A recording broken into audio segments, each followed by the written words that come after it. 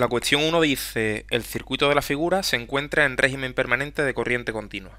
En estas condiciones se sabe que la bobina L tiene almacenada una energía de 0,018 julios y que la fuente real de tensión, FRT, entrega la máxima potencia posible.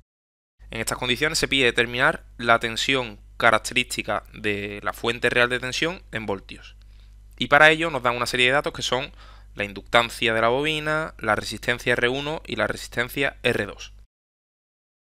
En primer lugar, lo que tenemos que saber es que una fuente real de tensión la podemos modelar con una fuente ideal de tensión en serie con una resistencia. De forma que esta resistencia sería la resistencia interna de la fuente y por otra parte tenemos la tensión de la fuente ideal de tensión, que de hecho es la tensión característica de la fuente real de tensión. Es la tensión que tiene la fuente independientemente del circuito al que se conecta. Por lo tanto, ahora tenemos que fijarnos en que el enunciado nos dice que el circuito de la figura se encuentra en régimen permanente de corriente continua, con lo cual nosotros sabemos que en régimen permanente de corriente continua las bobinas, cuya ecuación fundamental es esta que estamos representando, como todas las tensiones y todas las intensidades son constantes, la derivada se hace cero y por tanto la tensión en terminales de la bobina es cero. Es decir, la bobina se comporta como un cortocircuito y podemos eliminarla del análisis o sustituirla por un cortocircuito. De forma que si nos fijamos en el circuito resultante, tenemos un cortocircuito en paralelo con la resistencia R2, con lo cual podemos eliminar del análisis la resistencia R2 porque no tiene ninguna trascendencia. Por otra parte, el enunciado nos dice que la fuente real de tensión, que es esta que tenemos aquí, entrega la máxima potencia al resto del circuito, con lo cual, como FRT entrega la máxima potencia, podemos decir que RG es igual a R1, en este caso es un ohmio. Y por otra parte se nos dice que la bobina tiene una energía almacenada de valor 0,018 julios. Y nosotros sabemos que las bobinas pues almacenan una energía que depende de la intensidad que circula a través de ellas, de forma que un medio de L por la intensidad que circula a través de la bobina al cuadrado nos da la energía almacenada por la bobina. Con lo cual, como conocemos la inductancia de la bobina, podemos calcular cuál es la intensidad que circula por esta rama. Esta será I sub L. Por lo tanto, podemos decir que I sub L será igual a 2 por 0,018 y partido por la inductancia de la bobina, que en este caso era 0,025, y todo esto raíz cuadrada. Y esto nos queda más o menos 1,2 amperios. El signo de esta intensidad dependerá de cómo sea la polaridad de la fuente de tensión U sub G. En este caso, como la fuente tiene esta polaridad, nosotros nos vamos a quedar con el signo positivo de I sub L. Es decir, I sub L será igual a 1,2 amperios. Por lo tanto, ahora conocemos cuál es la intensidad que circula a través de la resistencia R1 y a través de RG. Por lo tanto, U sub G podemos decir que será igual a RG más R1 multiplicado por I sub L. En este caso, RG y R1 valen 1, por lo tanto esto es 2 por I sub L, 2 por 1,2, esto queda 2,4 voltios, que es la tensión característica de la fuente real de tensión. La cuestión 2 dice, el circuito de la figura se encuentra en régimen permanente de corriente continua. En estas condiciones se pide determinar la energía almacenada en julios en el condensador C2, que es este condensador que tenemos aquí. Entonces, lo primero que tenemos que ver en este circuito es que tenemos una serie de elementos almacenadores, dos condensadores y dos bobinas, que en régimen permanente de corriente continua, es decir, en régimen permanente de corriente continua, sabemos que las bobinas se comportan como un cortocircuito y los condensadores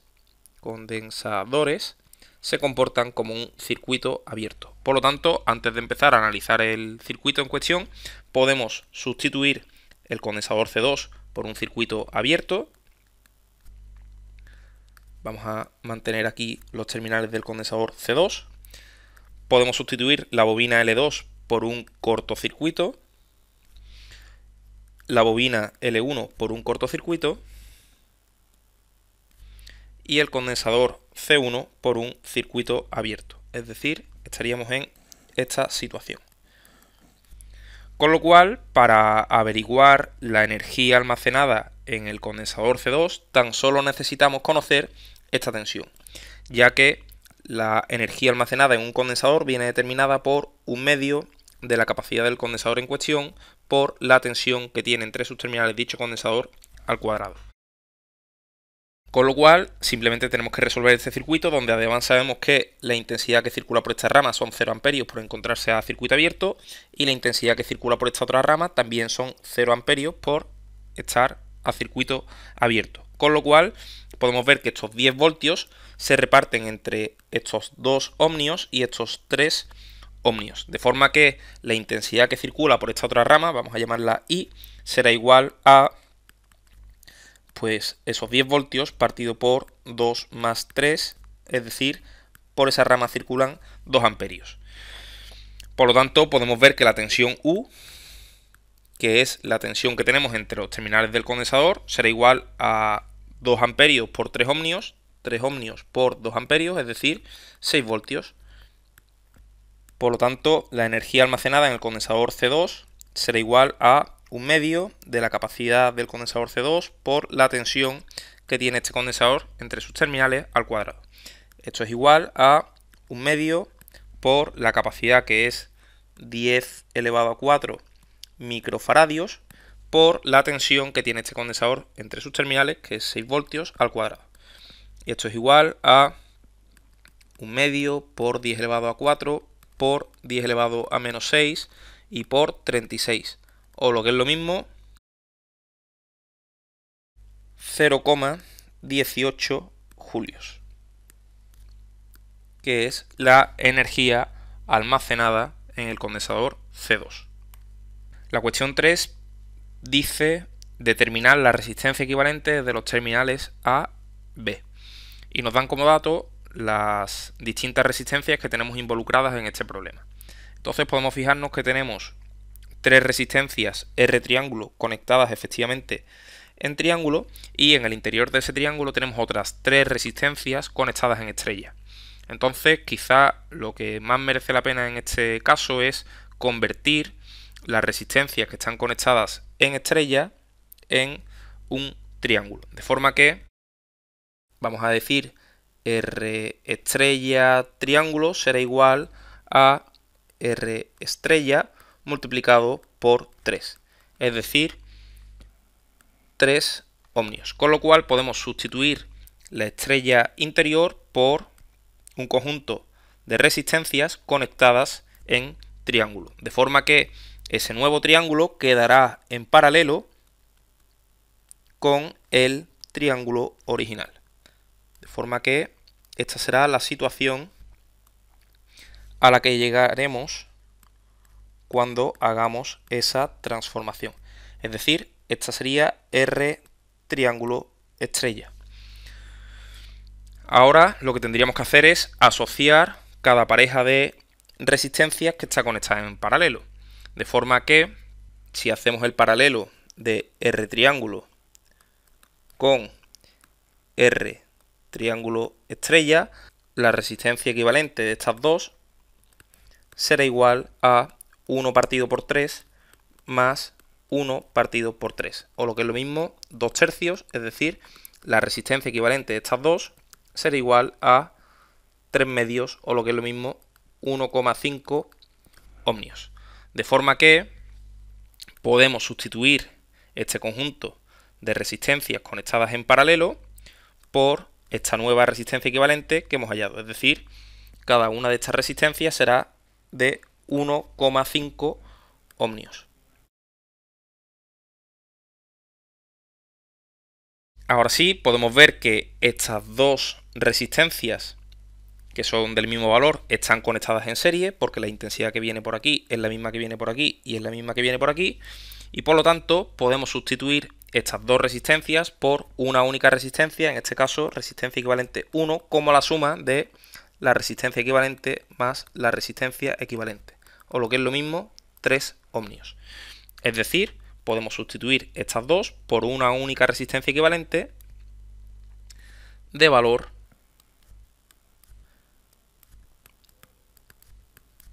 R equivalente 1. Ahora podemos ver que esta resistencia equivalente 1 queda en paralelo con esta resistencia equivalente, con lo cual podemos hacer la asociación de estas dos resistencias en paralelo. Con lo cual vamos a llamar 1 partido resistencia equivalente 2 será igual a 1 partido la resistencia equivalente más 1 partido la resistencia equivalente 1. Esto es igual a 1 partido por 1,5 más 1 partido por 3. Esto es igual a 3 abajo, 2 arriba, más 1, es decir, esto es igual a 1. Por lo tanto, la resistencia equivalente número 2 será igual a 1 ohmio. Por tanto, podemos sustituir este conjunto de resistencias conectados en paralelo por una única resistencia de valor 1 ohmio. Y por último, podemos ver que estas tres resistencias están conectadas en serie de nuevo, porque la intensidad que circula por todas ellas es la misma, y por lo tanto la resistencia equivalente total, vista desde los terminales A y B, será igual a R1 más R equivalente 2 más R1, con lo cual 1 más 1 más 1 es igual a 3 ohmios.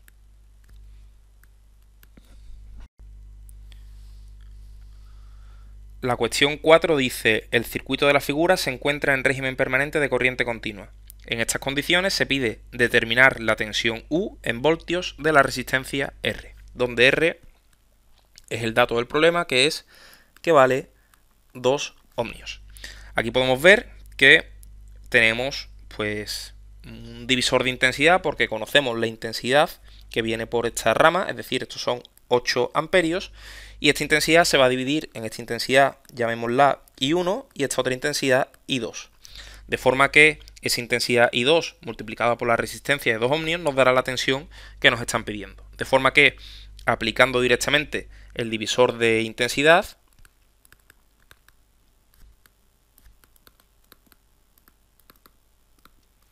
podemos ver que la intensidad I2 será igual a la admitancia de esta rama, es decir, 1 partido por 3, que es la suma de la resistencia de un ohmio más la resistencia R en serie, partido por 1/3 más 1/5, que es la admitancia de la rama de 5 ohmios. Y todo esto multiplicado por la intensidad que alimenta el divisor de intensidad, que es 8 amperios. Esto es igual a, pues abajo 15, entre 3, 5, más 3, 1/3 arriba, y todo esto multiplicado por 8. Con lo cual, esto es igual a 5 arriba partido por 8 y multiplicado por 8. Con lo cual, esto nos queda 5 amperios. Es decir, la intensidad I2 es igual a 5 amperios, y por último, la tensión U será igual a R por I2, que es igual a 2 por 5, 10. Pues 10 voltios. El problema dice: el circuito de la figura se encuentra en régimen permanente de corriente continua. En estas condiciones se pide, en primer lugar, plantear y resolver las ecuaciones de mallas del circuito, reduciendo el análisis a una única malla. Como resultado del análisis, indicar la intensidad de malla y su A. Es decir, nos dan este circuito y tenemos que reducir el número de mallas que tenemos a una única malla. En primer lugar, podemos ver que por el hecho de que el circuito se encuentre en régimen permanente de corriente continua, el condensador se comporta como un circuito abierto y podemos prescindir de su análisis en el análisis del circuito. Por otra parte, podemos ver que tenemos una fuente dependiente de intensidad en paralelo con una resistencia y podemos hacer transformación de fuentes reales de intensidad en una fuente real de tensión. Simplemente tendremos una resistencia de un ohmio en serie con una fuente de tensión, es decir, tendremos una resistencia en serie con una fuente de tensión dependiente cuyo valor será 2 por I por 1, pues 2I. Y esta resistencia será de valor 1 ohmio. Con esto hemos conseguido eliminar esta malla que tenemos aquí. Por otra parte, aquí podemos ver que tenemos otra resistencia en paralelo con una fuente ideal de intensidad, con lo cual podemos aplicar transformación de fuente real de intensidad en una fuente real de tensión, que nos quedaría pues de esta forma. Tenemos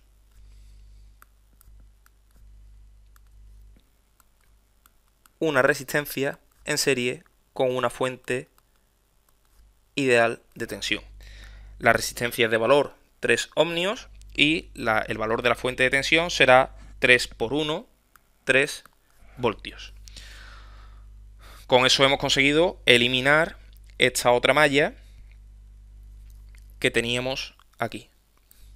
Y por último, podemos ver que tenemos una fuente ideal de tensión en paralelo con una resistencia, con lo cual en realidad esta tensión que es conocida nos hace que ya conozcamos cuál es la intensidad que circula a través de la resistencia de 7 ohmios, que será 21 entre 7, pues 3 amperios. Con lo cual podemos simplificar el análisis directamente eliminando la resistencia de 7 ohmios. De forma que efectivamente hemos sido capaces de reducir el número de mallas a una única malla y estamos en disposición de plantear las ecuaciones de malla. Además podemos ver que todas las fuentes del circuito, las tres fuentes, las dos fuentes independientes y la fuente dependiente, son de tipo fuente de tensión, con lo cual podemos plantear directamente las ecuaciones de malla, que lo que nos dice es que la matriz de impedancias de malla multiplicado por las intensidades de malla es igual a las fuentes dependientes e independientes de tensión que tenemos conectadas a las mallas. De forma que, en este caso, la matriz va a ser de tamaño 1 por 1, y esto es, pues, impedancias conectadas a la malla A, una impedancia de un ohmio, pues 1 más 2 más 3. Todo esto que multiplica la intensidad de malla I sub A y es igual a las fuentes que tenemos conectadas a esta malla, que en este caso son una fuente dependiente de valor 2i con signo positivo porque la intensidad de malla entra por el terminal negativo y sale por el positivo, menos 3 voltios porque la intensidad de malla entra por el terminal positivo y sale por el negativo, y menos 21 voltios por el mismo motivo. De forma que podemos ver que tenemos una única ecuación, pero tenemos una incógnita adicional, que es la intensidad que controla la fuente dependiente de tensión.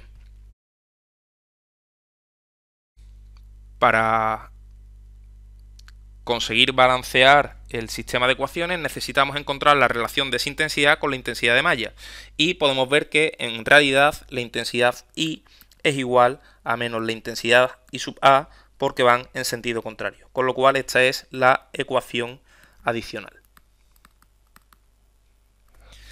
Por tanto, ahora sí tenemos dos ecuaciones, dos incógnitas, y podemos resolver. Tendremos que 6 por I sub A es igual a 2, donde pone I pongo menos I sub A, menos 24. Con lo cual 8 I sub A es igual a menos 24 e I sub A es igual a menos 3 amperios. Si I sub A es igual a menos 3 amperios, eso quiere decir que la intensidad I es igual a 3 amperios. Con esto habríamos terminado el primer apartado. El apartado 2 dice plantear y resolver las ecuaciones de nudos del circuito utilizando las tensiones de los nudos A, B y C con respecto al nudo de referencia nudo 0. De forma que en el segundo apartado lo que vamos a hacer es plantear las ecuaciones de nudos. como nos dicen que hallemos las tensiones de los nudos A, B, C respecto al nudo de referencia 0, vamos a ver qué cambios tenemos que hacer en este circuito. Por una parte, de nuevo, sabemos que el condensador se comporta en régimen permanente como un circuito abierto, con lo cual podemos proceder a sustituirlo por ese circuito abierto. Y por otra parte, tenemos una serie de fuentes de intensidad, por ejemplo la de 2I, que es la fuente dependiente, la fuente de intensidad I sub G, que a priori no aumentan el tamaño del sistema porque nos han dicho que consideremos las tensiones A, B y C respecto al nudo de referencia, pero sí que tenemos una fuente de tensión y nosotros sabemos que para plantear las ecuaciones de nudo necesitamos que todas las fuentes del circuito sean fuentes de intensidad. Como esta fuente de tensión no se puede transformar en una fuente real de intensidad, lo que hacemos es directamente sustituirla por una fuente de intensidad de valor desconocido, digamos por ejemplo I. De forma que ahora sí podemos plantear el sistema de ecuaciones, sabiendo que las ecuaciones de nudos son de la forma, pues la matriz de admitancias nodales por el vector de tensiones de los nudos respecto al nudo de referencia es igual a las fuentes de intensidad dependientes e independientes que se inyectan en los nudos. Por lo tanto, ahora tendremos un sistema 3×3 porque tenemos 3 nudos a considerar, es decir, esta será la matriz de admitancias, donde por una parte tendremos la columna relativa al nudo A, la columna relativa al nudo B, la columna relativa al nudo C, la fila relativa al nudo A, la fila relativa al nudo B y la fila relativa al nudo C. Admitancias conectadas al nudo A, pues una de un ohmio, otra de 2 ohmios y ninguna más. Entre A y B podemos ver que no tenemos ninguna admitancia conectada, por lo tanto este elemento de la matriz es 0.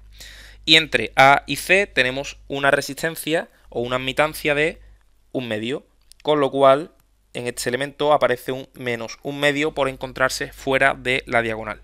Como esta matriz es simétrica, podemos automáticamente completar este elemento y este otro. Y ahora a ver cuáles son las admitancias conectadas al nudo B. En este caso tenemos una de 1/3 y otra de 1/7. Pues 1/3 más 1/7. Y entre B y C lo que tenemos es una única admitancia de valor 3 ohmios, pues menos 1/3. Como esta matriz es simétrica, ya podemos completar también este otro elemento y por último nos faltan las admitancias directamente conectadas al nudo C, que son esta de 2 ohmios y esta de 3 ohmios. Por lo tanto, 1/2 más 1/3. Todo esto multiplica al vector de tensiones, es decir, U sub A, U sub B y U sub C, que son las tensiones de cada uno de estos nudos respecto al nudo de referencia, es decir, esto sería la tensión U sub A, esto sería la tensión U sub B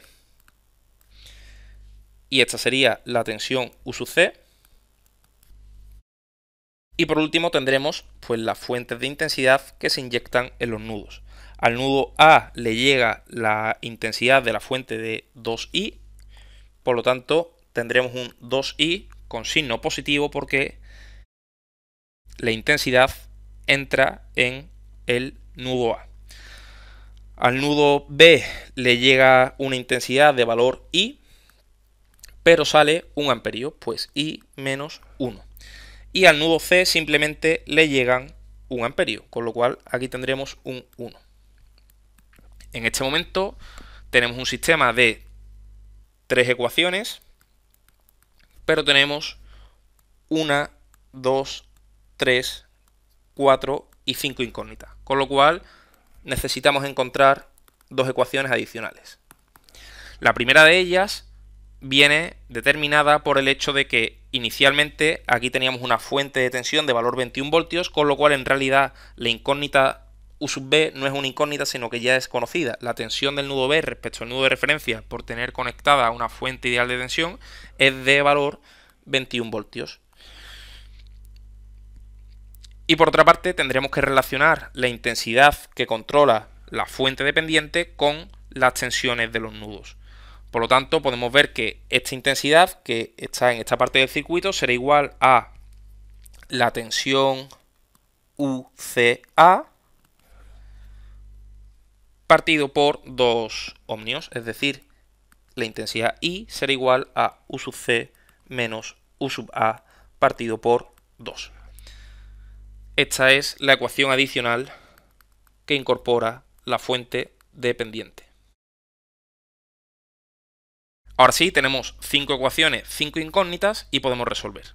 Lo más sencillo aquí quizás es, podemos prescindir de la segunda ecuación porque no nos va a aportar nada, ya conocemos U sub B y la intensidad I mayúscula no nos interesa como tal, por lo tanto podemos prescindir de esa ecuación.